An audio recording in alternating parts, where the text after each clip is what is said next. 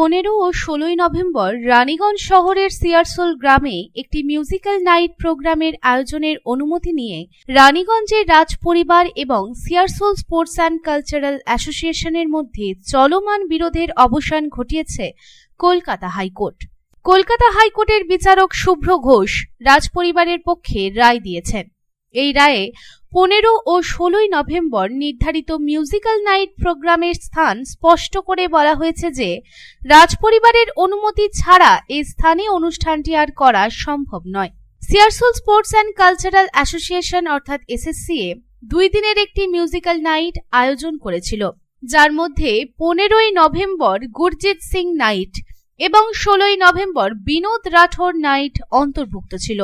এই অনুষ্ঠানগুলি সিয়ারসোলের গোলবাগান মাঠে অনুষ্ঠিত হওয়ার কথা ছিল, তবে রাজ পরিবার এই অনুষ্ঠানের অনুমতি প্রত্যাখ্যান করে এবং পরবর্তী 3 মাসের জন্য আদালত থেকে স্টে অর্ডার আনে। এই স্টে অর্ডারের বিরুদ্ধে Searsole sports and cultural association Kolkata হাইকোর্টে অনুমতি চেয়ে মামলা করে।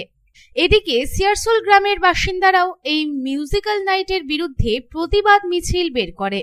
তারা বলেন যে গোলবাগান একটি দেবোত্র সম্পত্তি এবং এখানে কেবল ধর্মীয় অনুষ্ঠান আয়োজন করা উচিত, সঙ্গীতানুষ্ঠান নয়। তবে এসএসসি কর্মকর্তারা জানিয়েছেন যে এটি একটি সাংস্কৃতিক অনুষ্ঠান। এদিকে কলকাতা হাইকোর্টের সিদ্ধান্ত ঘোষণা করা হয়েছে।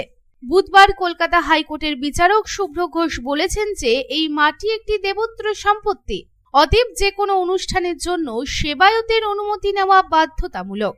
এতে আদালতের ভূমিকা কি? এসএসসিএ কে এই অনুষ্ঠানের জন্য দামোদর চন্দ্র জিউয়ের সেবায়তের কাছ থেকে অনুমতি নিতে হবে।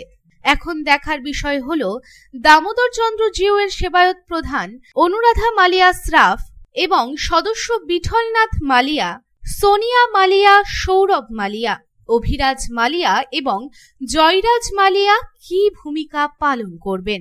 অনুরোধ করলে কি তারা এই অনুষ্ঠানে রাজি হবেন?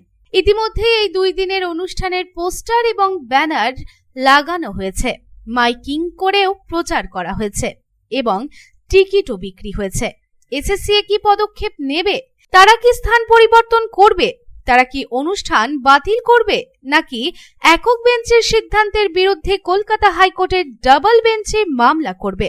সেটাই এখন দেখার বিষয়। রানীগঞ্জ থেকে সঞ্জয় ভান্ডারীর সাথে বিপ্লব বাদ্যকরের রিপোর্ট, পাবলিক টাইমস।